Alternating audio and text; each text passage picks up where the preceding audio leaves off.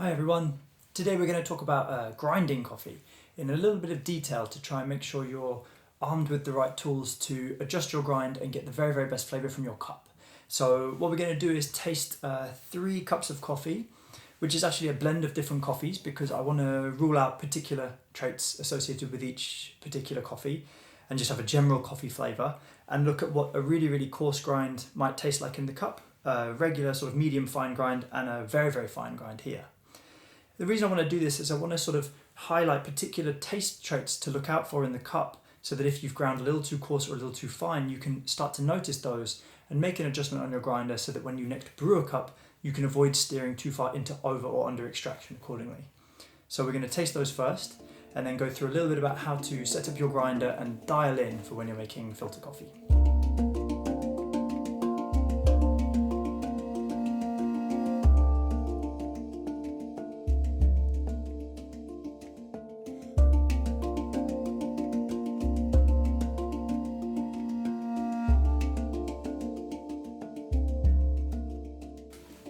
Okay, I've got some freshly boiled, soft, clean water, and to each of these bowls I've got 10 grams of coffee, so I'm going to add 165 grams of water. And that's typically what I like to cup with to assess green quality or roast quality, or to sort of figure out what flavours there are in each coffee we're using. So that's the first. This is the very, very coarse grind. This was ground at number 40 on the Wilfer uniform, which is as coarse as it will go. This one was ground at number 24. Which is typically what I use to cup coffees on the uniform. And then finally I ground at number 4. Didn't want to go all the way, and it's very, very clumpy and floury and very fine indeed. So you have to make sure I get it all evenly wet in this pour. The biggest thing that we do when we grind coffee is to increase the surface area. If you put just whole beans into water, only the surface of the bean is accessible for the hot water to dissolve flavouring material. It's not really going to dissolve at all. So we need to grind into it and sort of expose the inner sort of cells of the bean within the plant tissues that have expanded during roasting. And that's where all the flavouring material is that's going to give the cup of coffee its flavour. If we grind very, very fine, we expose a lot of surface area, so it's very easy for the water to dissolve that flavouring material quite quickly, whereas a coarse grind requires more time. The water might initially wash off flavouring material from the outside of those bits of ground coffee, but it has to sort of seep into the cells and then draw out the flavouring material as well. So coarser grinds typically require longer brewing time to achieve a nice extraction. Finer grinds will need less time to achieve a nice extraction. Something else about the evenness of the grind that's really important to be aware of. Over time, the burrs within your grinder will sort of become a little more dull and they won't chop and grind the beans as effectively as they did when they were brand new. So it's really important to check in on your grinder, and over the years you might need to replace the burr set. But what you can do to maintain its effectiveness at grinding well is to keep it clean. And that's as simple as every time you grind just having a little brush to hand to sweep it out, and every now and then getting some hot soapy water and actually scrubbing the burr set. If they're removable, you can do that. If they're not removable, a high-powered air duster or a stiff bristled brush is really going to help to keep them clean and avoid fine particles building up on them, which effectively blunt the burrs as you're grinding.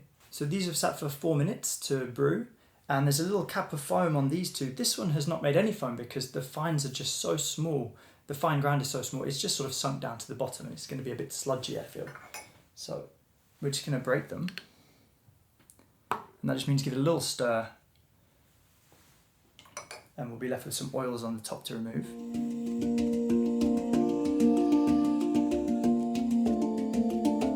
So these are all a little bit too hot to taste still. I'm not going to dive in right now because the point here is to taste what's going on in the cup to assess what the grinds are doing.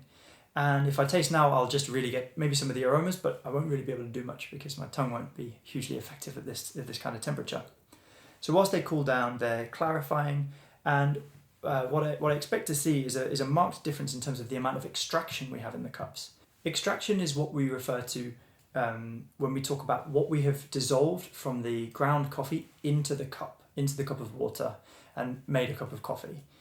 Within each coffee bean, there are a mixture of different materials. A lot of it is just sort of cellulose, like woody plant matter that won't dissolve in water, even under really extreme high temperatures and pressures. But around 30% of a coffee bean is dissolvable in water. if you were to push it really hard and dissolve all that 30%, you'll have something incredibly bitter and not hugely enjoyable. So typically we look to take out around 20% of the flavouring material. That's arguable. You could definitely say 22-24% can be delicious with really even extraction from a really good grinder and really nice water. And much under that, you're going to start to really be missing out on some of the tasty flavouring material within the coffee bean. There's no real reason for you to know about 20% as a home brewer, because there's no real way to measure that unless you buy a refractometer and do some calculations. But it's interesting to think about, well, what does that 20% comprise of? Within the seeds, beyond plant matter and sort of woody cellulose stuff, there's really delicious sort of sugars and acids and bittering compounds that in the right balance can create a really, really tasty cup of coffee. So the first thing that dissolves when we pour hot water into ground coffee are the salts and the acids. And this is broadly speaking. I'm not going to get too technical, but ultimately what we need to be aware of is the very, very first flavour to come out of the coffee are going to be those salty, sour flavours. After the salts and the acids dissolve, you tend to get more of the sugars and the sort of browning compounds and the colorants, and that's more of the sort of body-giving compounds and some of the sort of sugariness and carameliness to a cup. So they will dissolve next after the sugars and salts, and through their interaction, they might start to create something that's a bit more balanced in terms of flavour. The sugars sort of take the sting out of the acid, and the salt, it almost acts as a flavour enhancer. After you've got all your sugars and your acids and your sort of sweetness in your body, we then tend to be rinsing out more of the bittering compounds in the cup. And if you ever notice that you've made a pour of a cup of coffee and it's taken forever to drain through and it's sort of choked towards the end, that's when you can get more astringent and very, very bitter notes in the cup. Astringency and bitterness are different things. However, they do tend to come in pairs when you have, say, a very slow drawdown or too fine a grind. So these are relatively cool now. I'll be able to taste them and see what's going on and see what different grind sizes have yielded in terms of flavour. So the first one is the coarse grind. Coarsest we could go on the uniform. This would be equivalent to putting the Wilfer Svart on the filter setting band, or if you were using a Comandante or a hand grinder going back around 40 clicks or so from zero.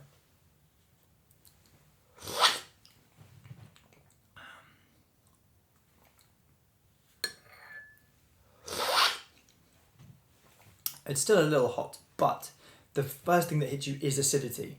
It's quite bright and a little bit prickly. It's almost like if you've had a punnet of really delicious blackberries and then you hit a sour one, and it stands out because it's got the same flavours, but there's a lot more acidity than the rest and it's not balanced. It's an almost unripe, sour, puckering acidity. It's not sweet and ripe and refreshing. That's definitely the strongest of the tastes in there. And after I've finished it, it reminds me a little bit of toast. There's some sort of toastiness to it, but it's not sweet and caramelly and rich. It's just a little bit insipid. Not amazing. It's okay. This is way better. It's a lot finer than this. We went from 40 on the uniform to 24, but it's incredible. The difference is huge. It's got a way thicker mouthfeel. It's heavy on the tongue, and it's got a really honeyed sweetness to it. It's quite unusual because of the coffees that go in, I don't really taste this flavour in them, but blended together, I'm getting a very different kind of sweetness.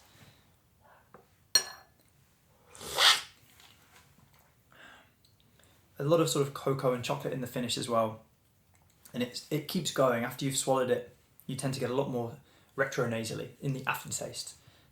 Okay, now I'm going to try the really, really fine one. I expect this one will have a bit more of a silty mouthfeel as well, because I can see that some of the fine grinds are actually not made their way to the bottom. They're still suspended in the liquid.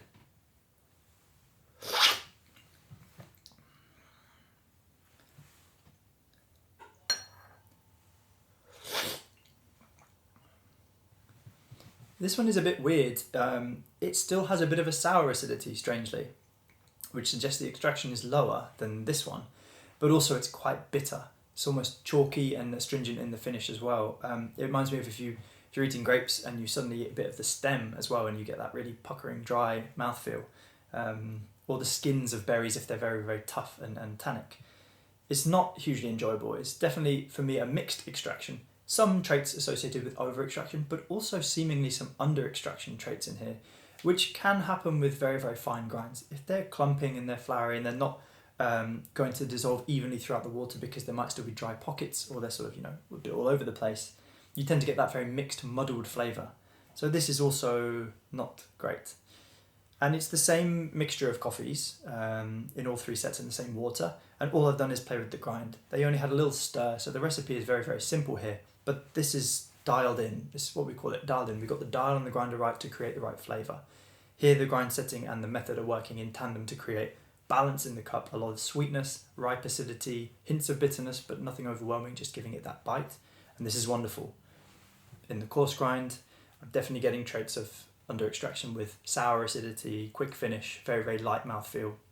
And with the very, very fine grind, it's just a little bit all over the place. Not very uniform in flavour, quite bitter, also a little bit sour. Not wonderful here either. So the point of this is to really, as a jumping off point, set you in the right direction. So starting somewhere in the middle of your grinder settings in a sort of medium fine area. And then we're going to look at technique, how you can actually maximise getting the best results with your grind size in your brewer. Something worth noting as well when we're talking about grinder performance in terms of delivering you uniform grinds. This is not achievable by mixing these 2 cups. We can't just take some over extracted, some under extracted, put them together into a cup here and have it taste even and well extracted. That's not really how it works. This is achievable because every single bit has yielded the same amount of flavouring material. So we've sort of pushed through those range of flavours to a sweet spot for every ground bit. We can't balance out uneven extractions in that same way.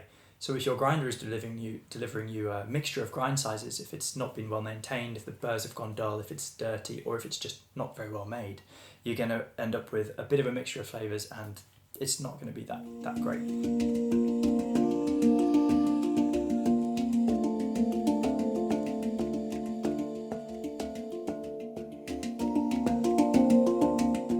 Okay, I have 18 grams of coffee ground on 26 on the Wilfer Uniform grinder for both these brewers.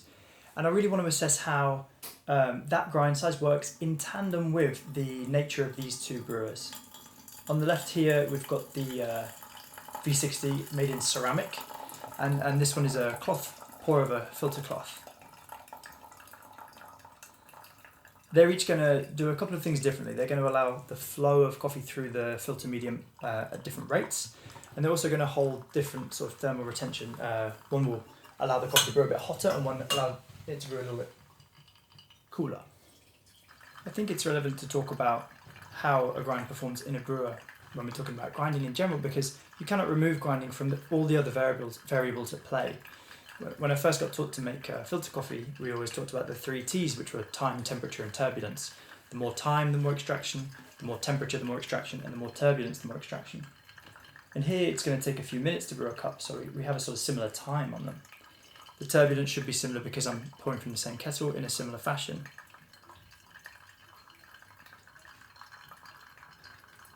And it's obviously the same temperature water. However, this might be losing a little more temperature because of the nature of the ceramic versus just the cloth. Okay, the V60 just finished draining through about a minute slower than the cloth dripper. So this is really interesting to me. I've used the exact same coffee on the exact same setting, I poured in the same way, but I've effectively got 2 different cups of coffee because the time it took to make this one was a minute shorter than this one. So I'm going to let them cool down a little bit and taste them to see whether I've got any traits of under extraction, over extraction, or uneven extraction in any of them. Even though I've used the same grind setting, there might still be issues that come to play which I will need to rectify when I next make a cup using either of these methods by switching the grind setting on the grinder dial either finer or coarser. It's very unlikely that if you're a home brewer and you make a cup of coffee and you taste it and you don't think it's perfect, you're not going to throw it away and make another one straight away. That's something that professional coffee shops may do when they're dialing in to make sure that for the customer it's exactly right when they pay top price for a cup of specialty coffee. But at home you're going to likely drink it and make a mental note to switch up your grinder setting for the next brew. For me, I would do it right now. As they're cooling down, I would already know where I would probably move the grinder dial because of how they've performed in the brewers. You can go by a few cues when you're dialing in the grinder. The first is visual appearance. Looking at the ground coffee, I can relate it to what another foodstuff that might be a good reference point, or just generally how it feels in the fingertips, or if there are any issues. If it looks flaky, I know it's going to be too coarse for a single cup pour over, and if it looks floury and fine, I know it's going to be too fine. So these looked appropriate initially. Then, because I used a timer and scales, I've got good data points to know when I made these cups of coffee, did it fall in line with what I would normally expect to see when I've had a really delicious cup of coffee? For this one, most definitely yes, that's about right. For this one, because it took a little bit longer to drip through, I would expect this one to have been set too fine for this brewer. I would probably need to open up the grind a little bit with 3-4 notches or so to have a similar flow rate to this one, and then it would be dialed in for that method. However, because the ceramic brewer is going to cool the water that little bit more, by pulling down temperature and increasing time, we may actually balance out that extraction. So it might not be a problem. Grinder set, perfect for this one, absolutely. Really enjoyable. Okay, the V60.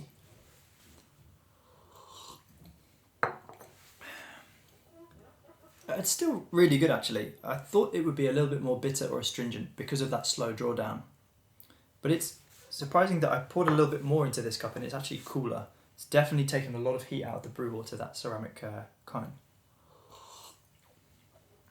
If this were a plastic V60 and it took that long, this would probably have the bitterness. But actually it's probably curbed the extraction that little bit.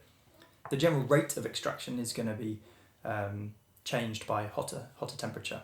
So this was probably extracting at a slower rate for those 4.5 minutes, whereas this was extracting at a faster rate for the 3.5 minutes. Both actually really enjoyable cups of coffee. I would definitely try going a little bit coarser here to see if it would drain a little faster towards the end, just to see what that would taste like. Not that this is bad, but I would want to see if I can get a similar brew time to this. Maybe rinse with a little more water to heat the cone up more. When I'm not preparing 2 cups from one kettle, I could probably do that. And then it would brew at a slightly hotter temperature as well. But what I want to reinforce here is the idea that when you're setting your grinder, you're really sort of setting a limit for how much time you can brew that set of ground coffee for it to still be delicious. If you were going to grind very, very coarse, you're kind of committing then and there to having to spend a long time brewing a cup of coffee to get a delicious one. And that's really what we covered in the Chemex brew video. Because of the nature of the Chemex brewer, it requires a coarse grind, and that requires a long brew time. And whereas something like the AeroPress, if you're in a hurry to make a cup of coffee, you can grind very, very fine, brew it inverted and get lots and lots of agitation in there. And that enables you to get a good extraction in, say, 1 minute, rather than have to wait 2-3 minutes for a regular recipe. So really what I want to reinforce is the idea that grind setting has to be thought of in conjunction with other variables that affect extraction. I would say the biggest improvement you can make to your home brewing setup is to get the very, very best grinder you can afford. Great grinders will give you more uniform ground bits of coffee that will extract at a similar rate, and that enables you to create even extractions. As we discussed in the first tasting, the fine, medium and coarse ground coffees, you cannot just mix them all together and expect it to be delicious. You have to start with a uniformly ground coffee to have an even tasting product that's sweet with clarity. So a good grinder is really going to be the biggest difference you can make. And then where to set it is kind of up to you and how you're brewing. But as a jumping off point, I would start somewhere in the middle, look at the grounds, assess their performance in your brewer using scales and a timer to see how it's, what kind of flow and resistance it's giving you. And then through tasting it, decide whether or not you need to go finer or coarser. Typically, if your cup is tasting a little sour, a little thin, quick finish, you're going to have under-extracted the cup and you'll want to grind a bit finer for the next brew. If it's tasting a little bitter and it's a little sort of drying and astringent and you're not really getting any of the clarity and sweetness of a nicely brewed cup of coffee, go a little bit coarser, pull back that extraction, and you should have a bit more clarity and sweetness in the cup. So that's all from us for today on grinding your coffee. I've had some really great inquiries from people about where to set their grinders on the betterbrewing@workshopcoffee.com email address. It seems to be one of the biggest obstacles, which is part of the reason I wanted to put this video together, to give you some ideas about what to look for in the ground coffee and the brewer and in your cup. But please do email if you're still struggling or you want some pointers or how to adapt for different kinds of coffees that you might be brewing. We're more than happy to help. So thank you very much for watching and we'll see you soon.